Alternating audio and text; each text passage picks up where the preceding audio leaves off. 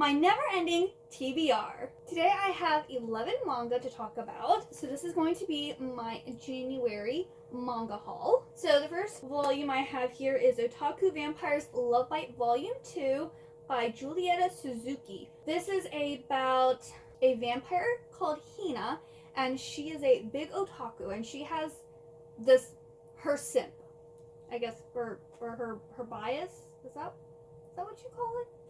She has this one character that she's like in love with, and she ends up running into a guy, a real life guy, who looks exactly like the character that she's like in love with.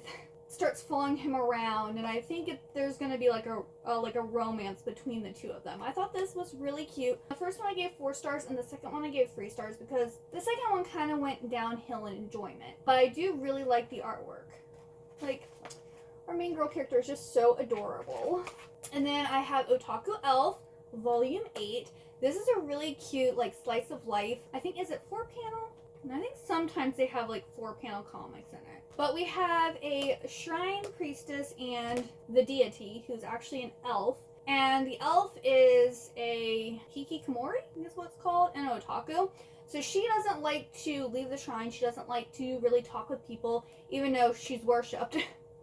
And so the priestess is always trying to get her to, like, come out of her shell. And it's just like the everyday happenings, and it's just so cute. And I think there's actually an anime for this too. I believe there's an anime, but I haven't watched the anime yet. And then Like a Butterfly, Volume 10. This is by Sue Morishita. It's a high school romance, that's all I know. I haven't read this series at all yet. I'm just collecting it currently, but I like the artwork. It's by Sojo Beat, and I love high school romances, especially if they're sojo. Then I have Volume 32 of Komi Can't Communicate by Tomohito Oda. I've watched some of the anime for this, and I thought it was really cute and really liked it, but I haven't actually started reading the manga yet, and I have no idea when it's gonna be done. Like, we're already on Volume 32. Like, this is a slice of life manga. I guess once I read it, maybe I'll realize why it needs to be that long, and I have no idea. There's a dude with a pacifier. What is this, Yu Yu Hakusho? Like, why do we have a grown man with a pacifier? Maybe it's one of the friends she makes. So Komi has such severe social anxiety that she literally can't speak. But this new guy starts at her school, and he like kind of like understands her. And understands that she wants to be friends, but that she's just so anxious that she doesn't know what to do. And everyone thinks like she's so cool and pretty and intimidating, and she's just a bottle of anxiety. So he is helping her get like 100 friends by the time she graduates high school or something like that, and it's really cute. At least the anime is. This looks cute too. I'm so excited. Sorry, my cats are running around the room. So if the camera shakes, I'm sorry. But I am so excited that Viz is re-releasing this manga series, and they're doing it in omnibus format. So we're getting 3 volumes in one. Because I was collecting this back when it first came out, and I collected the first 15 volumes. There's 28 in total. And I think it was like in 2010 I'd stopped collecting manga for a while, and they never did, to my knowledge, reprints of this series. And each volume now is like $150 individually to buy. And I was just like, I'm never going to be able to finish the series. So I read the first, I had 1 through 14, I believe. So I've read the first 14 volumes of the series, and I've never been able to complete it. It's Red River. I love Red River so much. So this is by Chi Shinohara. This is like a time travel isekai type manga. Think like Fushigi Yugi. But this is about Yuri, and she's transported from, I think, modern day Japan. At least, when was this? Modern day of when this was written. When was this written? Early 2000s? Oh, 1995. I didn't realize it was that old. Okay, so she's transported from like 1990s Japan to ancient Anatolia as part of a scheme by evil Nakia, queen of the Hittites. And she ends up in like a relationship with this beautiful blonde-haired man here. And I absolutely love this series, and I was so upset thinking that I was never going to be able to complete it and find out what happens. And they're re-releasing it. So hopefully, I think by the end of the year or beginning of next year, I should have all omnibus versions or volumes, because they're coming out with them pretty quickly, and then I can binge the whole series, and I will be so happy. So yeah, if you like Fushigi Yugi, or if you like the whole modern girl gets taken into the past, think Outlander or From Far Away, which is another really good manga series that's really hard to find now. That's older.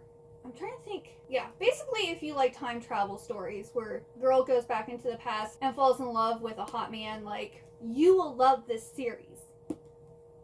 You will love it. I love it. I'm so happy. Then I got Spy X, or I guess people just call it Spy Family. I don't know why no one says the X, but Spy Family Volume 13 by Tatsuya Endo. And this is hilarious. It's like an action slice of life series. I haven't read the manga yet. I've only watched, I believe I watched I think I've watched every episode that's out so far. Yeah, because my husband and I were watching it together, and I'm pretty sure we caught up to all that's out.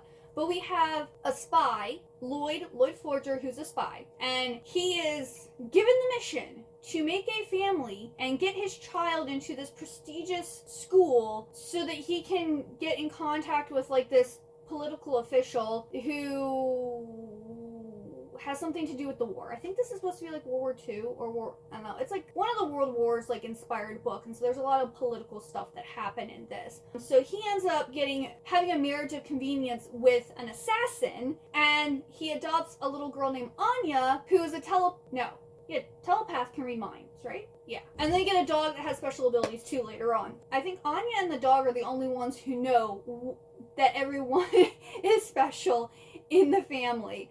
The parents don't know. They have no idea.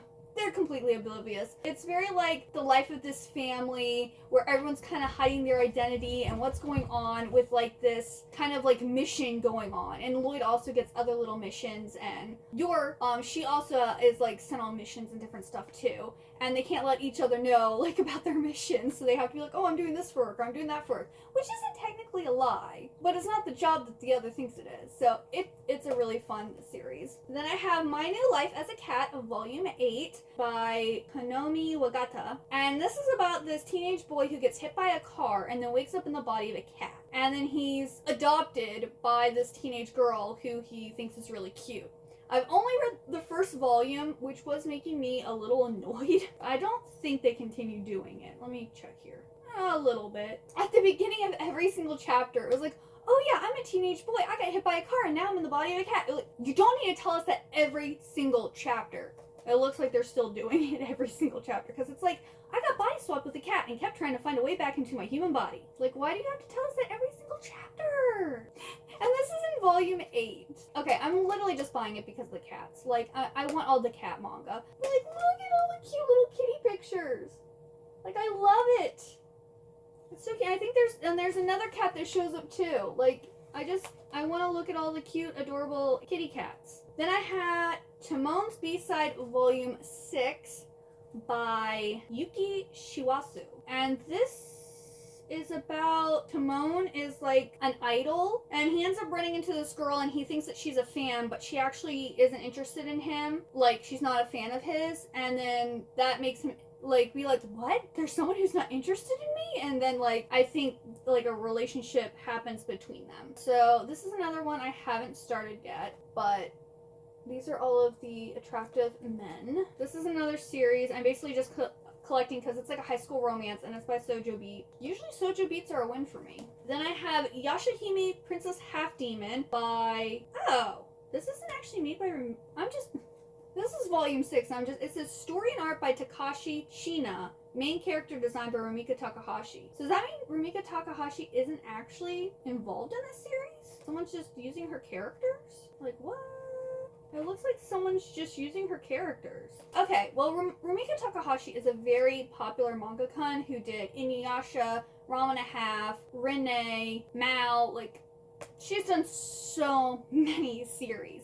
And this is actually like a sequel to Inuyasha. This is following their kids. Apparently, Rumika Takahashi isn't actually writing or drawing this one, which I did not know. Oh, Shishomaru's in this. I haven't started reading this series yet. I got all of Inuyasha, and I figured I would just keep on buying the series, because Inuyasha was hard to collect after, you know, it already come out and everything. I think Princess Half Demon is the daughter of Inuyasha and Kagome.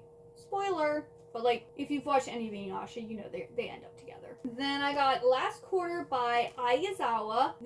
I'm not sure if this is the last volume or not, because on the website, like on Sojo Beat, it says this is the last volume, but nowhere, to my knowledge, in the manga does it say it's the last one. It says Last Quarter Volume 2/N, but I don't know if that's actually the end of the series or not.